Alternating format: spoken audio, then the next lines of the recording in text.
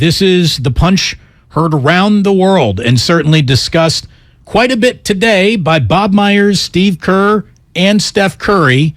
Again, you cannot unload the shotgun with more gravitas concerning the Golden State Warriors than had Joe Lacob come out and actually participated in this press conference as well. So if there's one thing that could, I think, be, I don't even think you need to interpret this. It was plainly said by Steve Kerr as of this afternoon regarding the punch that was thrown. The Golden State Warriors are collectively on Team Poole when it comes to this instance. Here is Steve Kerr letting everyone know that Jordan Poole did nothing to ask for this. There was no behavior leading up to this in training camp or in Japan that should have been the catalyst for this moment. Jordan has been fantastic throughout camp. There was a report that I was made aware of last night. Someone put out there that Jordan had an attitude in camp. Nothing could be further from the truth. He's been fantastic. So disappointing to see misinformation out there, but I wanted to make sure I set the record straight on that. Everything else we will handle internally, and we'll go from there. Now, the guy that Steve Kerr was talking about is Chris Haynes. Chris Haynes is, I don't want to say a mouthpiece for Clutch Sports, but he is kind of a mouthpiece for the position of Clutch Sports. And I'm sure they used Chris Haynes to get the message out that this isn't all on Draymond that it seems like on its surface. That was summarily rejected by Steve Kerr today. And to let you know that Clutch was trying to sell this story based on what Draymond maybe even told Chris Haynes, is here's Draymond Green on his own podcast on the Volume Network talking about how humbling Jordan Poole was part of what he enjoyed the most about that trip to Japan. And so shout out to Steph and Clay. That was an absolutely incredible thing to watch. Like Clay said, I absolutely loved watching them humble JP, Jordan Poole, that is. That was fun. And then Jordan Poole tried to take the passive-aggressive route, like, oh, they only the best shooters in the world, but you weren't talking like that before, JP. So that was absolutely good to see. In other words, it's Draymond saying, keep up the same energy. You're going to lead with your chin, back out with your chin as well. Don't get all passive-aggressive. That's a very Draymond feeling to feel. By the way, the Chris Haynes tweet was this, quote, Draymond Green was apologetic in the aftermath of the altercation with Jordan Poole, but there was a buildup stemming from teammates noticing a change in Poole's behavior throughout camp and the guard on the verge of securing a lucrative extension. So again, they tried to make it about he's fighting for his money. He's rubbing teammates, not just one, but other teammates the wrong way. And Steve Kerr implicitly today said, that ain't it.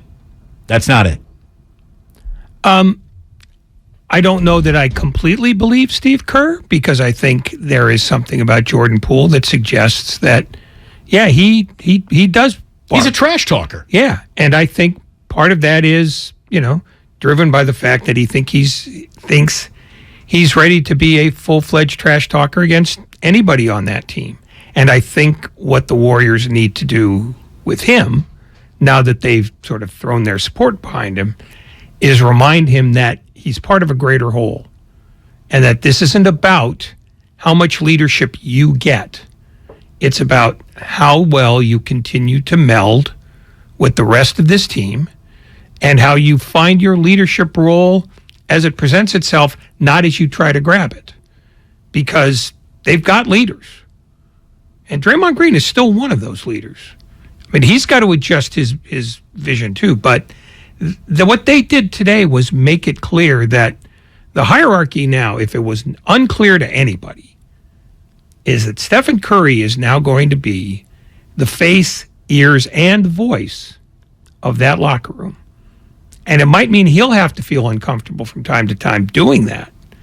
But I think they've made it clear that we need this from you now in ways that we didn't before. And you're the only one who can do this. Not Iguodala, not Thompson, not Green. It's now you get to carry the heavy scepter too. The crown weighs heavy on the head. Rich is in Fremont. Rich, you're on 95.7 The Game. Hello.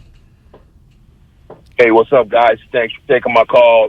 I think this whole thing had a little more schemes to it a little while ago. I don't think it was just, that situation with, Draymond punching Jordan Poole. And I don't believe that Draymond just went out and punched him.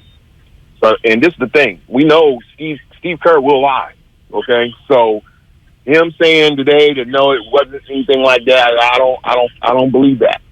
Well, that's head coach speak. Hold on, Rich, and I'm not cutting you off. You can do. I'm going to come right back to you here. But it wasn't just Steve Kerr. Steph Curry said that too. So I don't think Steph Curry's got any reason to go up there and lie about that. Well, I'll tell you something. I honestly do believe that Steph Curry will lie if he knows he's going to make the team look good. Because you got to understand, they're an NBA champion. And the NBA champion, you got an image to protect. And this is not a good look. Okay? So my whole deal is, at the end of the day, I'm not so sure, that this warrior culture is still intact. Okay? It may be that, because guys are fighting from buying for money and contracts and things like that, that some things were said, some egos got plucked a little bit, and guess what? They're not happy with it. And I think that's why that went down. Well, yeah, listen, there's always, I'm sorry to interrupt. There's always been money issues in every locker room ever. There were money issues in Chicago with the Bulls. Scottie Pippen always thought he got hosed. He did get royally hosed. Okay, well, the point is, that's always a backdrop. The Warriors do have a culture, though. And the culture is set by that group of veterans. And it's been set by that group of veterans because with the exception of the 1 year that Iguodala left to go to Miami, he's been very much a part of that. With Curry, with Thompson, with Green, with a series of other veterans who get it. And that thing's still been passed down. I think what you're seeing here is the danger of the two-track team system. It's that when you have that many young guys and they are ready to emerge in their minds, they want to know when their time's coming because they're not really that much used to waiting. I don't know how much to put weight on this, but Stephen A. Smith talking about Jonathan Kuminga.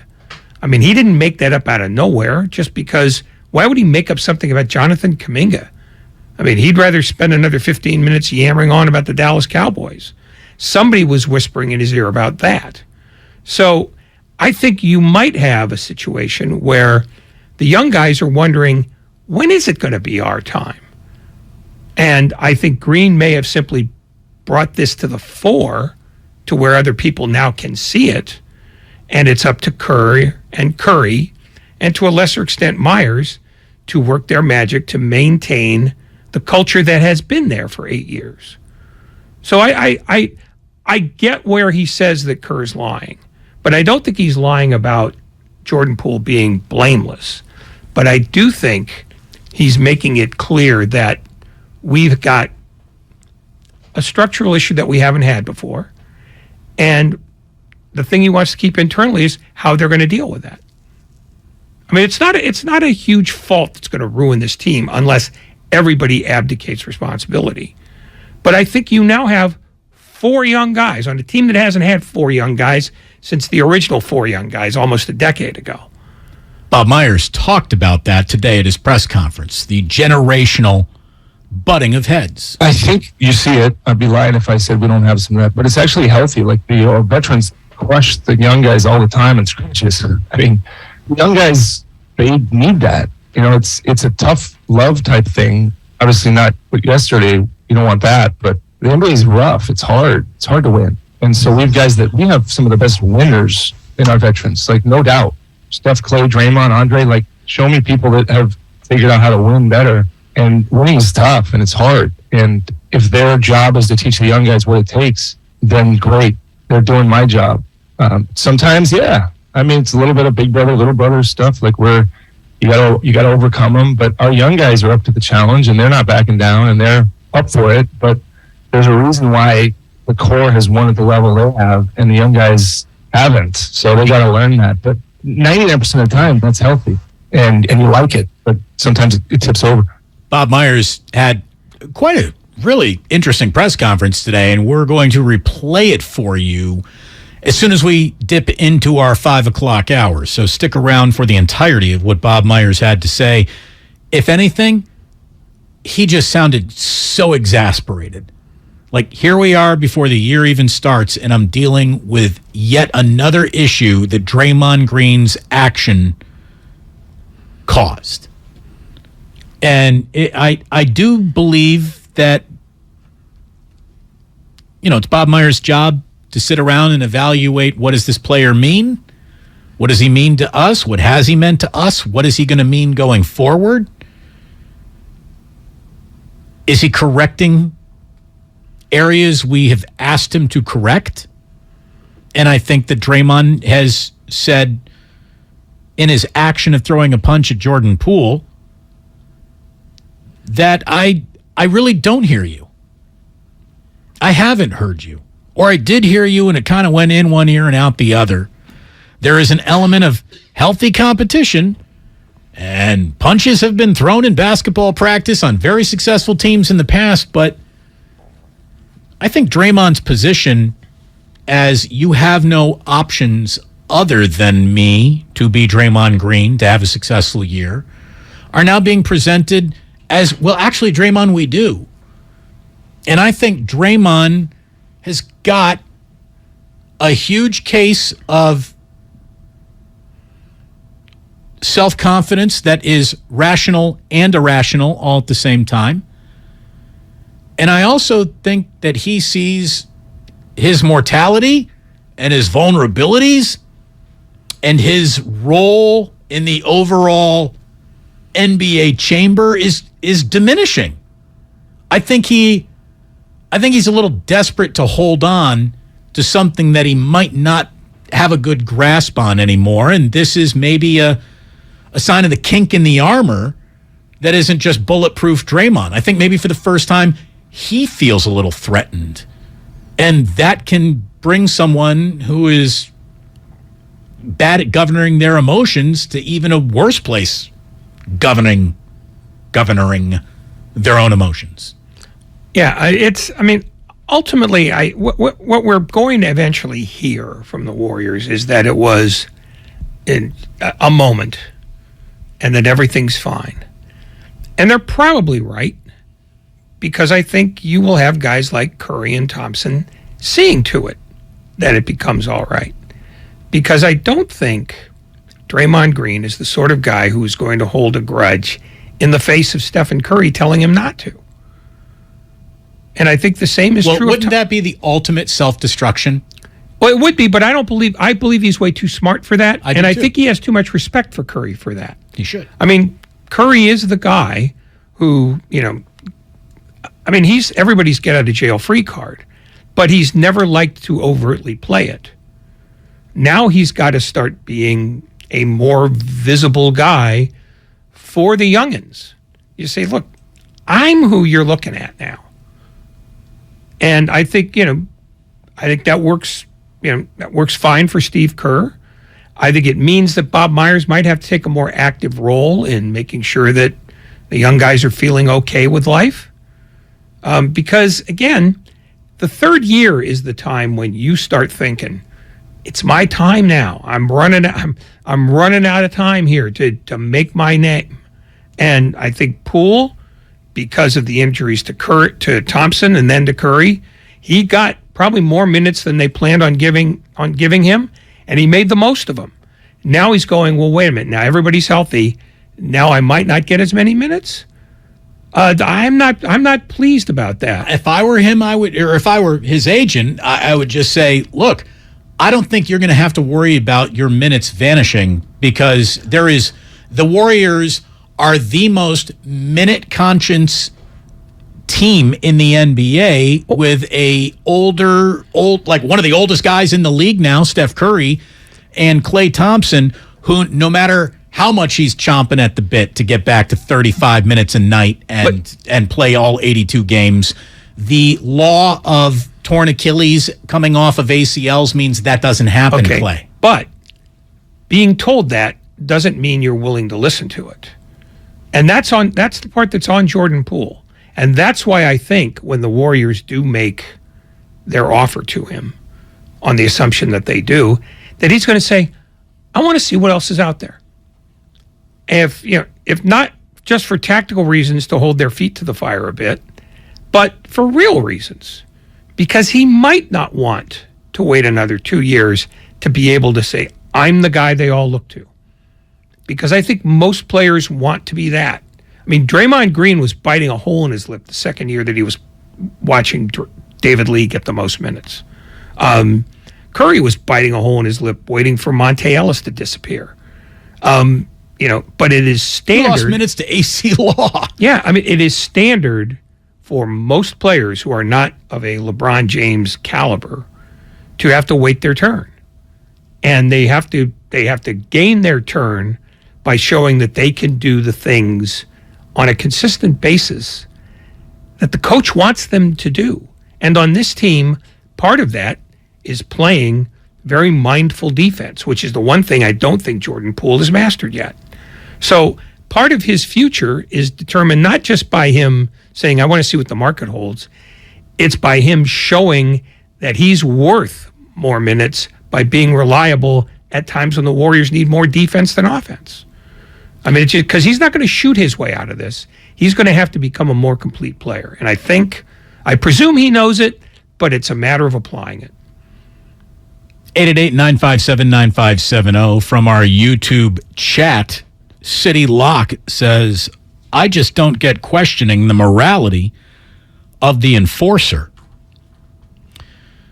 If you're the enforcer, it means you punch guys on other teams. You shouldn't be an enforcer on your own team, in your own practice. I understand that emotions bubble up, but you just cannot be throwing fists at your teammates. What if you injure your teammate? I don't know how the punch was, open hand slap, like a rabbit punch, got him more on the top of his head than a straight up like textbook jab or hook or anything like that, or an uppercut. What if what if Draymond Green had fractured the orbital bone in Jordan Poole's face and he's going to miss the first 3 months of the season? That's why you can't have guys throwing punches in practice. I got no problem with physical. I got no problem at all with a beating. Sometimes keeps you honest if you're out of line. But when we hear that Jordan Poole's really not out of line here, this is all kind of just, trash talk happens. And Draymond Green, who's among the biggest trash talkers there is, should understand that. As a matter of fact, Bob Myers basically said that this wasn't an issue that felt like it was about to be an issue until Draymond turned it into an actual issue by throwing a punch. Like two players barking at each other is called basketball. Here's Bob Myers. I didn't hear that it was anything that hadn't been going on, like our team's better than yours and stop calling those fouls, like a normal kind of argument in a scrimmage. Like I didn't hear anything different than that, and no one told me anything different than that. And that question was asked, was this something, beyond the line that was said? And the answer I heard was no, it was not anything different than a normal bickering in a scrimmage, is what I was told. I didn't hear it. I wasn't sitting close enough to hear it, but I've heard them argue. I've heard other players argue a week ago, 2 weeks ago, and I've been told it wasn't any different than that. He needs to sit closer. Well, I mean, his office is in a perch right over the practice facility. He's actually going to have to stand on the court to get closer. Well, then that's what he's got to do. He's got a cell phone. He's got internet access. This is Bob Myers' fault. I understand. All of it. Yep. Bob, be better. Yeah. He's been a disappointment. Duke. I'd suspend him. Duke is in the city of San Francisco. Hello, Duke. King of the sports, Mike, Damon Bruce, and the legend that is Ray Ratto. What's up, fellas? Great subject y'all touching on, man. Hey, D. Bruce. Hey, Ratto, be cool, Ratto. People getting smacked around a lot these days, so you better stay in your lane. That's why I stay away from people. You can't be hit if you're not around anybody. There you go, Ray. I like the way you think, brother. You know I love you, Ray, man. You number one in my book always. I love y'all, man. This subject right here that we're talking about, though, like you guys just alluded to, first things first, you never punch a teammate. I mean, you know, it's all right to get in the scuffs with them and do this. I played on a lot of teams. I played CYO basketball, played high school basketball, never really played college, though I thought I did have the talent to, but what you don't do is, you know, you get in scuffs, but you don't fight with your teammates. Dre done got chance after chance after chance with nothing happening to him. So we know as far as like a game suspension or something like that, that's fine. But JP3 probably got tired of being, you know, treated like a child. We watched the way Dre talked to these guys on the bench sometime, and he probably got tired of it, man. It's like, you know, he probably got in his face like, man, you know, you're not going to talk to me like I'm one of your children. Now, we love Draymond. When Draymond is cheering for this team, he's one of the best cheerleaders that we have. No doubt. Everybody in the Bay loves Dre. You know, but you got this new group of young players, and they trying to stand up for what they believe in, but they don't know. Just like Ray said, you have to play your part, play your role, but that does not give you the reason to put your hands on somebody. Like Tim Kawakawa alluded to, he said in that KD incident, well, this been years later. Well, this is still going on right now. So just like you just said, D. Bruce, if this still going on, then you haven't learned anything. You know what I mean? So, you know, it's a learning process. We all got to grow, but Dre as a person, that's on him to grow as a human being and a person. And, you know, his athletic ability is one thing, but being on the court and beating up your teammates and having bad attitude, that's something else, man. So I love y'all, man. Y'all have a beautiful week. Duke, you do the exact same, and I'll give you advice that you give us. Put it in the air. Thank you very much. Duke in the city, one of our favorites. Hey, we have an awful lot still to get into. We have Bob Myers' press conference from today in its entirety, and we're going to play that for you right after we take a few more of your calls as we get into our 5 o'clock hour. We know what the topic is. We know what it is we're talking about. And as we discuss this from every conceivable angle, and it's been pile on Draymond Green, let me just offer this. He did apparently come into practice today. He said the right things. He apologized correctly. And hopefully that carried some weight and it meant something to a team that almost to a man wears big boy pants. If you got enough guys wearing big boy pants, you get through an issue like this. And if you don't have enough guys wearing big boy pants, then maybe your team and your culture is in trouble. I do think that the Warriors are built to survive this moment, and I know a lot of you believe that too.